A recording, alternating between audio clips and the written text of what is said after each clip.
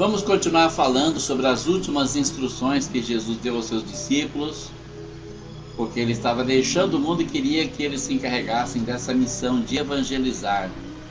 Ele também falou da razão de sua saída do mundo e reforçou a promessa do Consolador. É sobre isso que nós vamos estar falando hoje ainda. Versículo 1: Não se turbe o vosso coração, credes em Deus, crede também em mim. Na casa de meu pai há muitas moradas. Se não fosse assim, eu vou-lhe teria dito: vou preparar-vos lugar. E quando eu for e vos preparar lugar, virei outra vez e vos levarei para mim mesmo, para que onde eu estiver, estejais vós também. Mesmo vós sabeis para onde vou e conheceis o caminho. Disse-lhe Tomé: Senhor, nós não sabemos para onde vais. E como podemos saber o caminho? Disse-lhe Jesus: Eu sou o caminho, a verdade e a vida. Ninguém vem ao Pai senão por mim. Se vós me conhecesseis, também conhecerias a meu Pai. E já desde agora o conheceis e já o tendes visto. Disse-lhe Filipe: Senhor, mostra-nos o Pai, o que nos basta. Disse-lhe Jesus: Estou há tanto tempo convosco e não me tendes conhecido, Filipe? Quem vê a mim, vê o Pai. Como dizes tu: mostra-nos o Pai? Não crês tu que eu estou no Pai e que o Pai está em mim? As palavras que eu vos digo, não as digo de mim mesmo, mas o Pai que está em mim é quem faz as obras. Crede-me que estou no Pai e o Pai em mim. Crede-me ao menos por causa das mesmas obras. Bom, vamos meditar nessa passagem aqui.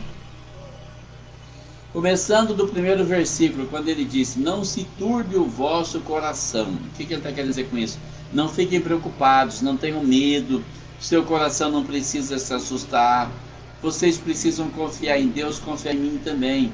Vocês acreditam em Deus, então acreditem em mim também. Ele está dizendo que eu sou o Filho de Deus. Quando ele diz: Na casa de meu pai há muitas moradas, ele está usando uma linguagem bastante simples, porque ele lida com pessoas simples, ele precisa falar com pessoas simples. Na casa de meu pai há muitas moradas, ou seja, tem muito lugar para vocês lá para onde eu vou, para a casa do meu pai, para o reino do meu pai. E se não fosse assim, se não fosse dessa forma, eu não teria prometido que vou preparar lugar para vocês. Lá para onde eu vou, vocês vão também. Quando eu for, eu vou preparar lugar para vocês, e depois que estiver pronto eu volto, eu vou levar vocês para mim, para onde eu estiver, vocês estejam também. Então ele ainda diz que vocês sabem para onde vou, vocês conhecem o caminho.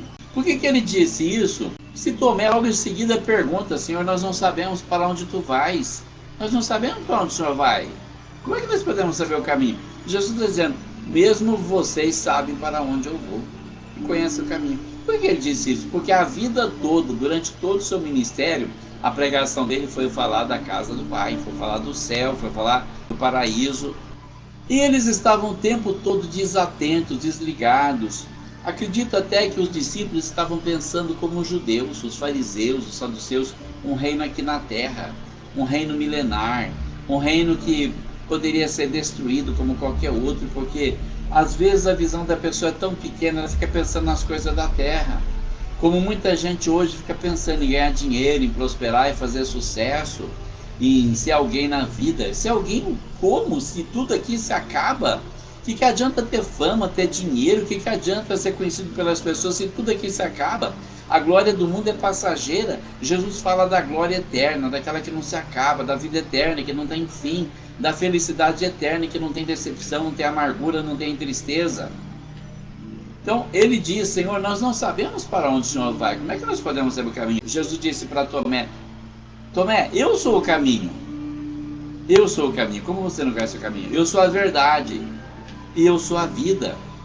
Agora, o que me chama a atenção é o verbo que ele usa aqui, quando ele diz: ninguém vem ao Pai senão por mim. Ele não disse ninguém vai ao Pai, ele disse ninguém vem ao Pai. Por que ele disse isso? Porque o Pai está com ele. Essa certeza de que o Senhor está com você te leva a falar as coisas dessa forma.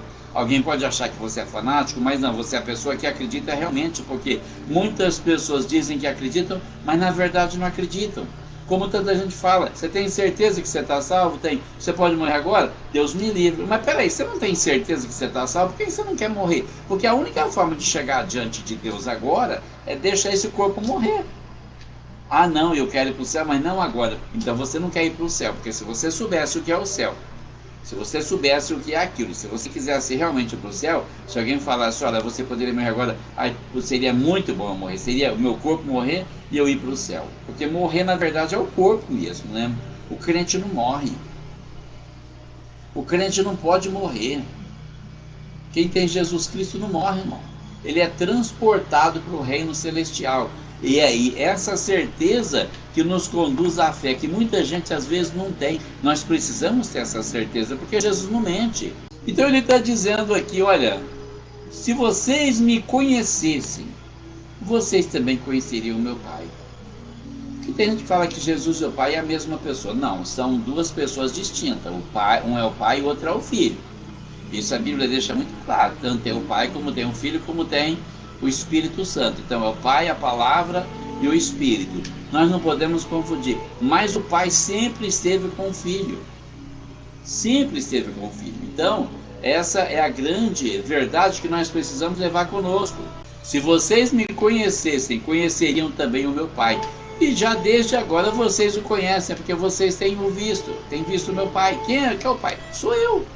Então vai, Felipe faz mais outra pergunta absurda. Senhor, mostra-nos o Pai e o que nos basta. Jesus replica, estou há tanto tempo com vocês e vocês não me conhecem, Felipe? Quem vê a mim vê o Pai. Como dizes tu, mostra-nos o Pai? Como assim? Porque nós encontramos lá no primeiro capítulo de Hebreus que diz que Jesus é o quê? A expressa imagem da sua pessoa. A expressa imagem do Pai. Então quem vê Jesus vê o Pai. Se você, bom, nós não estamos vendo Jesus, mas se víssemos, nós veríamos o Pai, é a mesma coisa, porque, de acordo com a Bíblia, o Pai é invisível aos olhos humanos. Mas quem vê Jesus vê a Deus, vê o Pai. E aí Felipe vai e arrisca, Senhor, mostra-nos o Pai. Quer dizer, está duvidando, Felipe? Você não está acreditando? Você precisa ver para acreditar isso? Você está me vendo, filho, eu sou a imagem do meu Pai. E aí então ele reafirma, você não acredita que eu estou no Pai e que o Pai está em mim? As palavras que eu vos digo, não as digo de mim mesmo, mas o Pai que está em mim é quem faz as obras. Quer dizer, isso aqui é mais uma prova de que Jesus, enquanto estava na terra, ele era apenas um homem. Não era ele que fazia aqueles milagres, aquelas curas, aquelas coisas maravilhosas. O Pai que estava nele, o Espírito do Pai, o Espírito de Deus que estava nele, é quem fazia as obras. É o que ele está dizendo aqui, é muito claro isso. As palavras que eu vos digo, não as digo de mim mesmo, mas o Pai que está em mim é quem faz essas obras. Crede-me que estou no Pai e o Pai em mim. Crede-me ao menos por causa das mesmas obras. Ou seja, você olha bem para ele e fala, puxa, um homem comum não faz esse tipo de coisa. Então, que homem é esse? Um homem totalmente controlado pelo Espírito Santo. O Espírito de Deus está na vida desse homem. O homem Jesus, que era apenas um homem, mas totalmente controlado pelo Espírito Santo de Deus. Na verdade vos digo que aquele que crê em mim, também fará as obras que eu faço, e as fará maiores do que estas, porque eu vou para o meu Pai. Olha que promessa maravilhosa, e muita gente não se apega a isso, hein? Muita gente não percebe o que significa isso. É uma riqueza tão grande. Na verdade, ele confirma duas vezes. Na verdade, vos digo que aquele que crê em mim também fará as obras que eu faço. Tudo que ele fez você pode fazer. Andar sobre as águas, curar enfermos, expulsar demônio. E as fará maiores do que essas, porque eu vou para meu Pai. Você pode fazer coisa maior do que ressuscitar um morto, do que andar sobre as águas. Porque Jesus estava aqui como homem e o Pai estava com ele. Agora nós temos os três. E ele diz assim, tudo quanto pedirdes em meu nome, eu farei para que o Pai seja glorificado no Filho. Olha que coisa maravilhosa, quanta promessa bendita que muitas pessoas às vezes não percebem. Quanta gente passa pela vida sem tomar posse dessa bênção, dessa promessa que Jesus fez. tudo quanto pedirdes em meu nome, eu o farei, para que o Pai seja glorificado no Filho. Tudo. Quando ele diz tudo, não é alguma coisa, é tudo. Tudo não tem restrição. Já vai fazer 18 anos que meu irmão Dorival foi assassinado, mas o Senhor falou comigo através dessa palavra aqui. Eu estava tão desesperado, mas o Senhor me pôs essa palavra na mente quando eu acordei naquela terça-feira de manhã, 4:30 da manhã. Ele pôs essa palavra na minha mente. Tudo quanto pedirdes em meu nome eu farei, para que o Pai seja glorificado no Filho. E quando eu compartilhei essa palavra com uma irmã, ela disse: Miguel, mas tudo menos isso. Eu falei: mas não está escrito tudo menos isso, está escrito tudo, é tudo que você pedir, ele faz. É a promessa dele. Jesus não mente. Jesus nunca mentiu. Se você tem fé para acreditar, você pode receber. Se você não tem, então é diferente, você não vai receber. Porque sem fé é impossível agradar a Deus.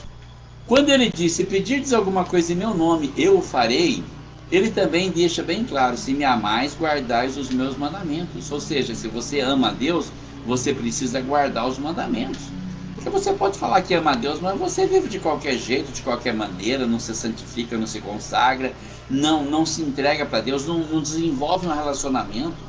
Muitas pessoas falam que amam a Deus. Você sai de num centro de macumba, a pessoa está lá comandando o terreiro e fala: vai com Deus, irmão. E vai com Deus? Como assim? Muita gente fala em Deus e poucas pessoas realmente têm Deus no seu coração e na sua vida. E ter Deus no coração e na vida, o que é? É você não ser um ser humano e ser uma pessoa especial? Não.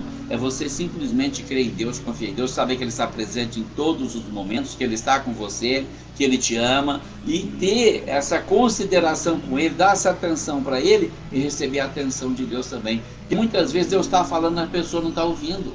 Quantas vezes Ele está usando alguém para falar, está usando a natureza para falar, está mostrando sinais e a pessoa não dá ouvido, a pessoa não enxerga, a pessoa não quer entender. Ela morre naquela teimosia, mas não abre mão, ela não cede, ela não procura ouvir, ela não para ouvir a voz de Deus, ela não para ouvir a voz de Deus, ela não entende. Deus está falando. Se você não dá atenção para Ele, como é que Ele vai te dar atenção? Quantas vezes você está aqui conversando com uma pessoa e a pessoa está no celular aqui, ó, só no celular. De repente a pessoa te larga conversando sozinha. Você está falando a pessoa: então, eu falei para o fulano fazer isso, mas ele fez. Você fica conversando sozinho. Você gosta disso? Como é que Deus vai gostar disso? Como é que o Senhor vai gostar disso? Então, é importante parar para ouvir a voz de Deus. Se me amais, guardais os meus mandamentos. Quais são os mandamentos de Deus? Jesus disse que deixava 2 mandamentos. 2. Amar a Deus sobre todas as coisas e amar o teu próximo como a ti mesmo. Como é que eu tenho amado o meu próximo? Tenho amado o meu próximo como a mim? Eu trato ele como eu gostaria de ser tratado? Eu faço para ele o que eu gostaria de receber? Muitas vezes não, né? Muitas vezes eu quero ser melhor que ele. Muitas vezes eu me acho acima dele. Não estou guardando os mandamentos do meu Senhor e digo que amo o seu. Como assim? Quem ama agrada, quem ama obedece, quem ama faz o que deve ser feito. Então ele diz assim: olha, se me amais, guardai os meus mandamentos, e eu rogarei ao Pai, e ele vos dará outro consolador, para que fique convosco para sempre. Eu rogarei ao Pai. Observe que nós temos aqui uma intercessão. Muita gente não entende o que acontece, irmão. Quando você orar, ore ao Pai em nome de Jesus. Deixa Jesus interceder. Jesus é o intercessor. Quantas pessoas oram a Jesus em nome de Jesus? Porque ele diz aqui: tudo quanto pedirdes em meu nome, eu farei, para que o Pai seja glorificado no Filho. Se pedirdes alguma coisa em meu nome, eu farei. Quem faz? É Ele. Ele faz, com a permissão do Pai. Então ele diz aqui: eu rogarei ao Pai e ele vos dará outro consolador, para que fique convosco para sempre. Jesus é o consolador. Mas agora ele está dizendo que ele vai enviar outro consolador. Quem é? O Espírito Santo de Deus, que vinha muitas vezes no Antigo Testamento. Ele usava uma pessoa e voltava para o céu, ele não ficava aqui. Mas Jesus está dizendo que agora ele vai rogar ao Pai esse consolador para ficar com vocês para sempre. Ele não vai mais embora, ele está aqui, o Espírito Santo está aqui. Quantas vezes você levanta de manhã, começa a orar e de repente alguma coisa vem no teu pensamento, te perturba e você não consegue, se perde? Aí você ora e fala: Senhor, precioso Espírito Santo, me ajude a orar. E de repente, tudo dá certinho. É o Espírito Santo ali ajudando você, intercedendo com você, com gemidos inexprimíveis. Aí ele descreve quem é esse Consolador, o Espírito de verdade, que o mundo não pode receber, porque não o vê nem o conhece. Mas vós o conheceis, porque habita convosco e estará em vós. Aqui também tem um mistério que nós precisamos decifrar. O Espírito Santo, o mundo não pode receber. Então não adianta a pessoa falar: vai com Deus, Deus te abençoe, é de Deus, né? Muita gente usando frases evangélicas por aí: nunca foi sorte, sempre foi Deus, e nunca andou com Deus. Não, pera um pouquinho, vamos devagar com esse andor aí. O seu andor é de barro, tá? O seu santo é de barro, certo? Então vai devagar com o andor. Porque olha, ele está dizendo: o mundo não pode receber, o mundo não consegue receber o Espírito Santo, porque não o vê e nem o conhece. Não faz ideia de quem é o Espírito Santo, nem do que o Espírito Santo quer da pessoa. E se não for um vaso limpo, ele não habita, ele não vai descer em vaso sujo. Mas Jesus está dizendo: vocês o conhecem, porque ele mora com vocês, estará em vocês. Então, uma coisa é você ter o Espírito Santo, outra coisa é ele estar em você. Uma coisa é você dizer: olha, eu amo o Espírito Santo, eu quero o Espírito Santo, ele me convenceu do pecado, da justiça e do juízo. Outra coisa é dizer: o Espírito Santo controla a minha vida, eu faço o que ele me manda, eu obedeço a palavra dele. Tem muita gente que diz que obedece, não obedece, então não prospera, não vai para frente. Mas esse é o segredo. O que é que Jesus diz no próximo versículo? Não vos deixarei órfãos, voltarei para vós. Ou seja, vocês pensam que eu estou indo embora, estou deixando vocês sozinhos? Não, vocês não vão ficar sozinhos, eu vou voltar para vocês. Na pessoa do Espírito Santo eu volto para vocês, eu vou ficar com vocês. Ainda um pouco e o mundo não me verá mais, mas vós me vereis, porque eu vivo e vós vivereis. Olha que promessa gloriosa, né? Ainda um pouco o mundo não me verá mais. O que quer dizer isso? Quer dizer que ele ia ficar mais algum tempo, iam matar ele, então o mundo não ia mais ver ele. Mas os discípulos veriam, porque depois de ressuscitado ele voltaria para eles. E ainda confirma: eu vivo e vocês também viverão. Ou seja, não adianta eles me matar, eu volto à vida. Não adianta eles matar vocês, vocês vão continuar vivendo. Eu vou ressuscitar vocês. E a promessa que ele já fez lá atrás: naquele dia conhecereis que estou em meu Pai, e vós em mim, e eu em vós. Olha que comunhão maravilhosa. Ele está no Pai, o Pai está nele, e ele está em nós. Estão todos em nós, desde que nos deixemos controlar pelo seu Espírito Santo. Como é que eu faço isso? Deixando de fazer a minha vontade para fazer a vontade de Deus. E é isso que ele continua dizendo aqui, ó: aquele que tem os meus mandamentos os guarda, esse é o que me ama. E aquele que me ama será amado de meu Pai, e eu o amarei, e me manifestarei a ele. Então, aquele que tem os meus mandamentos os guarda, aquele que conhece a minha palavra e obedece, põe em prática, esse prova que me ama. Porque não adianta falar que ama a Deus, que você vai na igreja, que você dá dízimo, dá oferta, que você ora, que você canta louvores, que você toca instrumento, se você não guarda os mandamentos do Senhor, se você não obedece a palavra, se você não se esforça para fazer a vontade de Deus. E como é que eu faço para obedecer a palavra, irmão? Simples. Jesus disse: aquele que quiser vir após mim, negue-se a si mesmo, tome a sua cruz de cada dia e me siga. Não é fazer como muita gente faz: eu estou fazendo a vontade de Deus, eu estou fazendo a obra de Deus. Só faz o que dá na carne. Qualquer coisinha está divorciando, qualquer coisinha está casando de novo, qualquer coisinha está largando para lá. Não, mas isso faz parte da vida. Não, isso não faz parte da vida, isso faz parte do mundo. E você foi tirado do mundo para não fazer mais isso. O que é mais fácil, perdoar sua esposa ou perdoar a esposa de outro que pecou? O que é mais fácil para você? Perdoar uma traição de alguém que estava com você ou perdoar a traição de outra pessoa? O que é mais fácil para você? Aturar as falhas de alguém que está com você há tanto tempo, ou aturar as falhas de uma pessoa desconhecida que você vai começar a conviver agora? Porque muita gente às vezes pode aconselhar um casal, mas joga fogo na fogueira, joga mais lenha na fogueira, joga gasolina na fogueira. E aí, depois fala: olha, eu não fiz nada. É que nem o diabo que soltou lá o burro, né? A história do burro lá que o diabo soltou. Ele entrou na horta, comeu as hortaliças, veio lá a mulher do dono da horta lá deu um tiro no burro, e aí o dono do burro veio lá e deu um tiro na mulher, e aí veio o marido da mulher, deu um tiro no cara que matou a mulher dele, e perguntaram pro diabo: o que você fez? Ele falou: nada, eu só soltei o burro. Tem gente que só solta o burro. Então é complicado isso aí. Aí a pessoa vem falar que está fazendo a obra de Deus. A obra de Deus não é isso não, irmão. A obra de Deus é uma coisa muito séria, como Jesus fez. Não viveu esses 33 anos e meio na terra, ele não viveu para ele, viveu para a família, para o pai adotivo, para a mãe, para os irmãos, ajudou a criar os irmãos, foi para o ministério, pregou o evangelho, não viveu para ele, não ficou pensando em ser, eu quero ser feliz, eu quero encontrar o meu amor e ser feliz. Não, ele foi viver para Deus. E é isso que nós devemos fazer também. Vamos viver para Deus. Disse-lhe Judas, não Iscariotes: Senhor, de onde vem que te has de manifestar a nós e não ao mundo? Jesus respondeu e disse-lhe: se alguém me ama, guardará a minha palavra, e meu Pai o amará. E viremos para ele e faremos nele morada.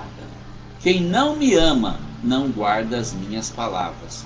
Ora, a palavra que ouvistes não é minha, mas do Pai que me enviou. Então, observa aqui a pergunta de Judas. Esse Judas aqui não é o Iscariote, não é aquele que traiu ele, tá? Fica bem claro aqui que o evangelista grifou ali, não é o Iscariotes.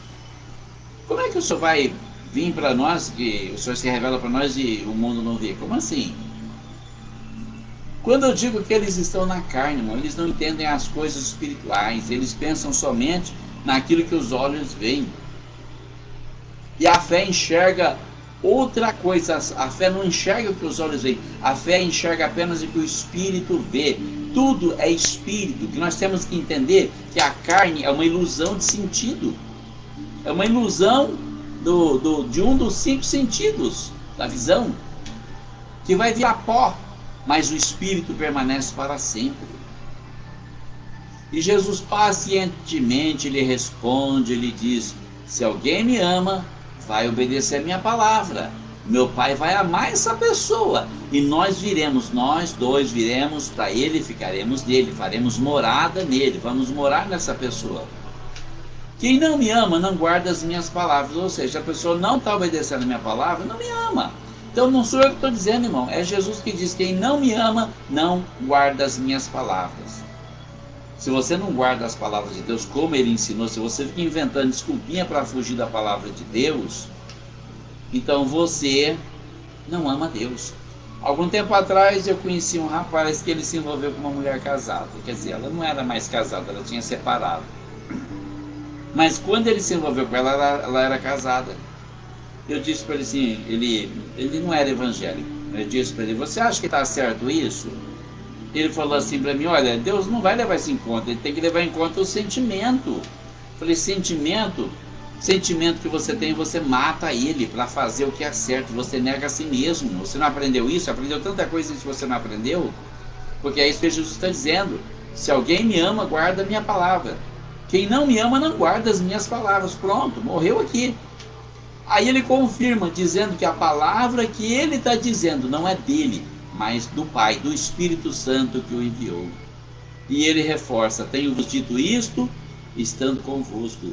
Mas aquele Consolador, o Espírito Santo, que o Pai enviará em meu nome, esse vos ensinará todas as coisas e vos fará lembrar de tudo quanto vos tenho dito. Uma palavra interessante aqui também, quando ele diz: aquele Consolador, o Espírito Santo, que o Pai vai enviar em meu nome, ele lhes ensinará todas as coisas, ele lhes fará lembrar de tudo quanto vos tenho dito. Bom, eu não estava lá, não ouvi o que Jesus disse, mas eu li na Bíblia. Então ele vai me fazer lembrar do que eu li. Mas se eu não leio a Bíblia, do que eu vou lembrar? Ele vai me dar conhecimento sem eu ler a Bíblia? Não, ele não vai. Vai me dar uma nova revelação? Não, não vai, porque a revelação de Deus é aquela ali que ele entregou, que foi selada por João. Foi selada por João, acabou, foi o último livro, foi a última revelação. Então eu preciso ler a Bíblia, ter conhecimento da Escritura, para que ele possa me fazer lembrar. Então ele termina dizendo: deixo-vos a paz, a minha paz vos dou, não vou lá dou como o mundo a dá, não se turbe o vosso coração e nem se atemorize. Então eu paro para perguntar: onde está a paz no meio de tanta tribulação, de tanta angústia, de tanto sofrimento que a gente vê? Uma pergunta retórica, porque tanta gente já fez essa pergunta, Quantas pessoas falam, onde que está Deus nisso tudo? Jesus dizendo, deixo-vos a paz, a minha paz vos dou. Não como o mundo dá, porque a paz do mundo é uma, irmão, a paz de Deus é outra. A paz do mundo só funciona na calmaria, a paz de Deus funciona em qualquer situação. Pode ver a tribulação que for, pode ter a angústia que for, pode vir o sofrimento que for.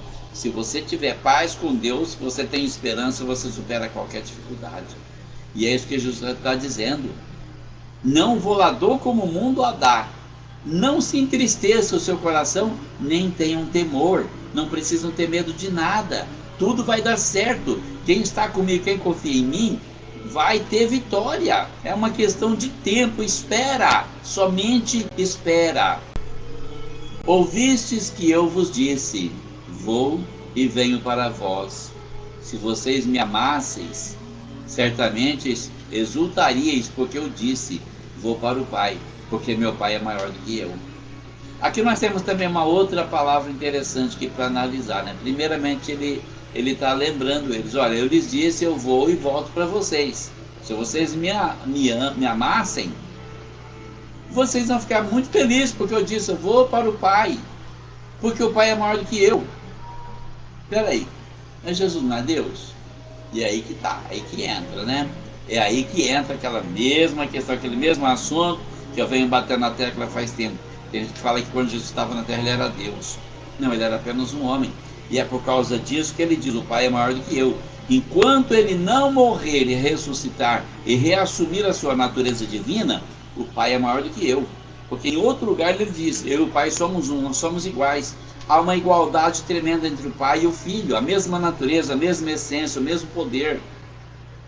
Mas quando ele diz, eu vou para o Pai porque o Pai é maior do que eu, porque naquela situação que ele se encontrava, o Pai era maior do que ele. Eu vou-lhe disse agora, antes que aconteça, para que quando acontecer, vós acrediteis. Essa advertência que ele faz várias vezes, eu estou dizendo agora, antes de acontecer, porque depois que aconteceu, vão lembrar, ele tinha dito isso, realmente ele falou, ele sabia, porque muita gente só acredita quando vê, não é? Já não falarei muito convosco, porque se aproxima o príncipe desse mundo e nada tem em mim. Olha que palavra gloriosa. Quem é o príncipe desse mundo? Satanás, que assumiu esse principado lá no Éden, quando o homem deixou de obedecer a palavra de Deus para obedecer a palavra do diabo. Quando Deus disse, não comereis daquele fruto, o diabo disse, coma. A Eva comeu, o marido dela também comeu. Então, ali eles entregaram o poder que Deus tinha dado para eles na mão de Satanás, se sujeitando a Satanás. Se você começa a obedecer uma pessoa, ela se torna seu senhor, sua senhora. E foi o que o mundo fez. Se sujeitou a Satanás. Então Jesus está dizendo, se aproxima o príncipe desse mundo. Sabia que a hora dele estava chegando. O diabo queria matar Jesus. Mas ele deu uma declaração enfática, dizendo, ele nada tem em mim. O diabo não acha nada em Jesus. Será que o diabo não acha nada em você? Como é que está a sua vida com Deus? A consagração, a santificação, a obediência na palavra, a dedicação ao reino de Deus. Você faz de tudo para promover o reino de Deus. Você se importa com as almas. Você foge do pecado, você foge da mentira, você foge da tentação, ou você vai de encontro com a tentação. E muitas vezes vai de encontro com a tentação e ainda fala, Deus está comigo. Como que Deus está com você? Deus não habita em templo sujo, irmão. Mas é para que o mundo saiba que eu amo o Pai e que faço como o Pai me mandou.